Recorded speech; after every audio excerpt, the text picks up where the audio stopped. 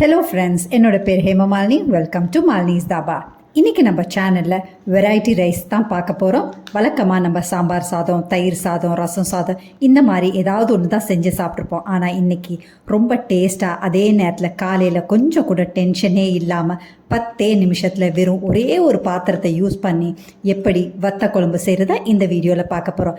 Video skip பண்ணாமல் பாருங்கள், அப்போ தான் உங்களுக்கு டீட்டெயிலாக புரியும். அதுக்கு முதல்ல இது வரைக்கும் நம்ம சேனலை சப்ஸ்கிரைப் பண்ணாமல் இருந்தால் மறக்காமல் சப்ஸ்கிரைப் பண்ணி வச்சுட்டு பக்கத்தில் இருக்க பெல் பட்டனையும் ப்ரெஸ் பண்ணி வச்சுக்கோங்க. அப்போ தான் நான் போடுற வீடியோஸில் உங்களுக்கு நோட்டிஃபிகேஷன் வரும்.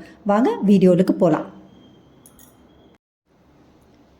வத்த குழம்பு சாதம் செய்கிறதுக்கு முதல்ல நம்ம அரிசி ஊற வச்சுக்கணும். அதுக்கு நான் பொன்னி பச்சரிசியாக எடுத்திருக்கேன். உங்களுக்கு வேணும்னாலும் சாப்பாட்டு அரிசி எடுத்துக்கலாம். ஆனால் வெரைட்டி ரைஸ் சமைக்கும் போது எப்பயுமே பொன்னி பச்சரிசியில் செஞ்சிங்கன்னா தான் டேஸ்ட் ரொம்ப நல்லாயிருக்கும். அதை எடுத்து 2-3 தடவை நல்லா கழுவிட்டு தண்ணி ஊற்றி ஒரு அரை மணி நேரம் நல்லா ஊறட்டும். இன்னொரு பக்கத்தில் ஒரு சின்ன பாத்திரத்தை சின்ன எலுமிச்சம்பழம் அளவுக்கு புளி எடுத்து போட்டு 1 கப் அளவுக்கு தண்ணி சேர்த்து நல்லா ஊறட்டும். அப்போ தான் புளி கரைசல் நல்லா திக்காக கரைஞ்சி வரும்.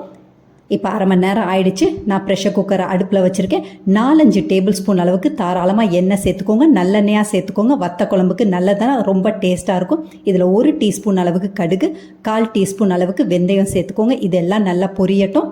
சின்ன துண்டு அளவுக்கு கட்டி பெருங்காயம் சேர்த்துக்கோங்க. கட்டி பெருங்காயம் இல்லைன்னா தூள் பெருங்காயம் அரை டீஸ்பூன் அளவுக்கு சேர்த்துக்கோங்க. சாம்பாருக்கும் சரி குழம்புக்கும் சரி கட்டி பெருங்காயம் சேர்க்கும் போது தான் வாசம் ரொம்ப நல்லாயிருக்கும். இதில் 1/2 டீஸ்பூன் அளவுக்கு உளுந்து சேர்த்துக்கோங்க.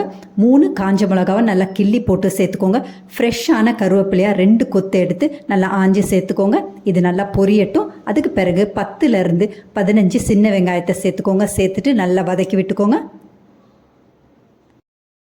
மீடியம் ஃப்ளேமில் வச்சு கைவிடாமல் 2 நிமிஷம் நல்லா வதக்கி விட்டுக்கோங்க. அதுக்கு பிறகு 1 டேபிள் ஸ்பூன் அளவுக்கு சுண்டக்காய் வத்தல், 1 டேபிள் ஸ்பூன் அளவுக்கு மணத்தக்காளி வத்தல், ரெண்டுத்தையும் சேர்த்த பிறகு நல்லா வதக்கி விட்டுக்கோங்க. சுண்டக்காளியும் மணத்தக்காளி வத்தல்லையும் அதிகமான அயன் சத்து இருக்குது. அதனால் வாரத்தில் 2 முறையாவது இந்த மாதிரி செஞ்சு சாப்பிடும்போது அயன் சத்து அதிகமாக நமக்கு கிடைக்கும். சுண்டக்காய் வத்தல் பச்சையாக கிடைச்சிச்சுன்னா அதில் சாம்பார், குழம்பு, பச்சடி, கூட்டு, துவையல்னு செஞ்சு சாப்பிட்டு பாருங்கள். ரொம்ப பிரமாதமாக இருக்கும்.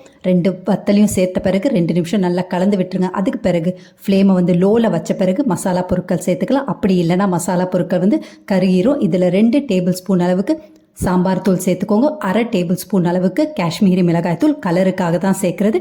விருப்பம் இல்லைனா நீங்கள் ஸ்கிப் பண்ணிக்கோங்க. இதையும் சேர்த்துட்டு நல்லா வதக்கி விட்டுக்கோங்க. அதுக்கு பிறகு நம்ம புளி தண்ணி இப்போ சேர்த்துக்கலாம்.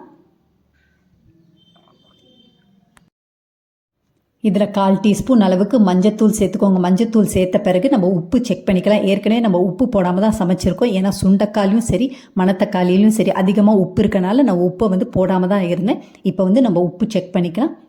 உப்பு கண்டிப்பாக பத்தாமல் இருக்கும். இதில் 1 டீஸ்பூன் அளவுக்கு கல் உப்பாக சேர்த்துக்கோங்க. சேர்த்துட்டு ஃப்ளேமை மீடியமில் வச்சுட்டு நல்லா தளன்னு புளி தண்ணி நல்லா கொதிக்கட்டும். அதுக்கு பிறகு நம்ம தண்ணி சேர்த்துக்கலாம். இப்போ புளி தண்ணி நல்லா கொதிக்குது. வத்த குழம்பு நீங்கள் சமைச்ச உடனே சாப்பிட்றதா இருந்தால் 4 கப் அளவுக்கு தண்ணி சேர்க்கணும். 1 கப் அளவுக்கு புளி தண்ணி, 3 கப் அளவுக்கு தண்ணி சேர்க்கணும். அதுதான் சமைச்ச உடனே சாப்பிட்றதா இருக்கணும். அப்படி இல்லை கொஞ்சம் நேரம் கழித்து தான் நீங்கள் சாப்பிட்றதா இருந்தால் 5 கப் அளவுக்கு தண்ணி சேர்க்கணும். புளி தண்ணி 1 கப்பும் நார்மல் தண்ணி 4 கப் அளவுக்கு சேர்த்துக்கணும். சேர்த்துட்டு நல்லா கலந்து விட்டுக்கோங்க. உங்கள் விருப்பத்துக்கு ஏற்ற மாதிரி சேர்த்துக்கோங்க. இதில் உப்பு கண்டிப்பாக பத்தாது. ஏன்னா தண்ணி சேர்த்துருக்கனால இதில் 1/2 டீஸ்பூன் அளவுக்கு மறுபடியும் நான் உப்பு சேர்க்குறேன். உப்பையும் சேர்த்துட்டு நல்லா கலந்து விட்டுக்கோங்க. கலந்து விட்ட பிறகு இது நல்லா தளன்னு கொதிக்கட்டும். அதுக்கு பிறகு நம்ம அரிசியை சேர்த்துக்கலாம்.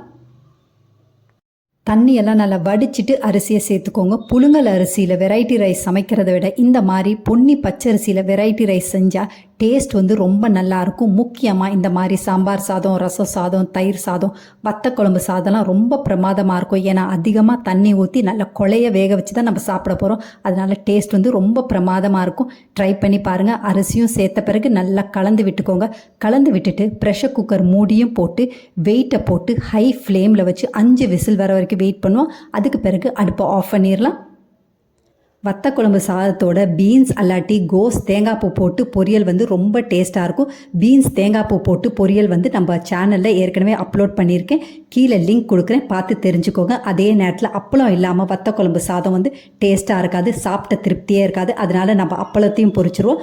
அடுப்பில் கடாய் வச்சுருக்கேன். எண்ணெய் நல்லா சூடானோன்னு அப்பளத்தை போட்டு எடுத்துடலாம். உங்களுக்கு அப்பளம் விருப்பம் இல்லைன்னா சோத்து வத்தல் கூட டேஸ்ட்டாக இருக்கும். நம்ம சேனலில் சோத்து வத்தலும் எப்படி செய்கிறதுன்னு நான் ஏற்கனவே அப்லோட் பண்ணியிருக்கேன். கீழே லிங்க் கொடுக்குறேன், பார்த்து தெரிஞ்சுக்கோங்க.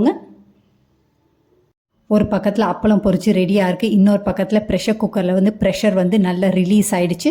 வெயிட்டை நம்ம எடுத்துடலாம். வெயிட்டை எடுத்துகிட்டு மூடியும் ஓப்பன் பண்ணிடலாம். இப்போ பாருங்கள், மூடியை வந்து நல்லா திறந்தோடனே நல்லா கமகமானு வாசமாக இருக்குது. நம்ம போட்ட பொன்னி பச்சரிசியோட வாசம், அதே நேரத்தில் நல்லெண்ணெய், சின்ன வெங்காயம், வத்தலோட வாசம் ரொம்ப பிரமாதமாக இருக்குது. நம்ம ஊற்றின தண்ணி, அதாவது புளி தண்ணி வந்து 1 கப்பும் 3 கப் அளவுக்கு நார்மல் தண்ணி ஊற்றுனது கரெக்டான மெஷர்மெண்ட். இந்த அளவுக்கு நல்லா தளன்னு வெந்து வந்திருக்கு. சர்க்கரை நோயாளிகள் தினமும் சுண்டைக்காவை இந்த மாதிரி செஞ்சு சாப்பிடணும். இந்த மாதிரி செய்ய முடியாதவங்களுக்கு நான் ஒரு டிப் சொல்கிறேன். வெறும் வானிலையில் சுண்டைக்காய் வத்தலை நல்லா வறுத்துட்டு பவுடர் பண்ணி ஏர்டைட் கண்டெய்னரில் போட்டு வச்சுக்கோங்க. டெய்லி சாப்பிடும்போது நல்லா சுட சுட சாதத்தில் 1 இல்லைன்னா 2 டீஸ்பூன் அளவுக்கு சுண்டைக்காய் பவுடரையும் சேர்த்து 1 டீஸ்பூன் அளவுக்கு நல்லெண்ணையும் சேர்த்து நல்லா பிசைஞ்சு சாப்பிட்டு பாருங்கள். உங்கள் சுகர் லெவல் வந்து நல்லா கண்ட்ரோலாக இருக்கும்.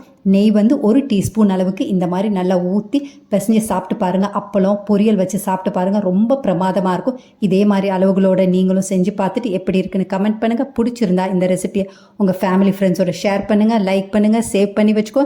இந்த மாதிரி ரெசிபிஸ் வேணும்னாலும் மறக்காமல் நம்ம சேனலை சப்ஸ்கிரைப் பண்ணி வச்சுக்கோங்க. மறக்காமல் கமெண்ட் பண்ணுங்கள். உங்களோட ஒவ்வொரு கமெண்ட்டும் பார்க்குற வியூவர்ஸ்க்கும் சரி, அதே நேரத்தில் நம்ம சேனலோட வளர்ச்சிக்கும் ரொம்ப ரொம்ப முக்கியம். தேங்க்ஸ் ஃபார் வாட்சிங் ஃப்ரெண்ட்ஸ்.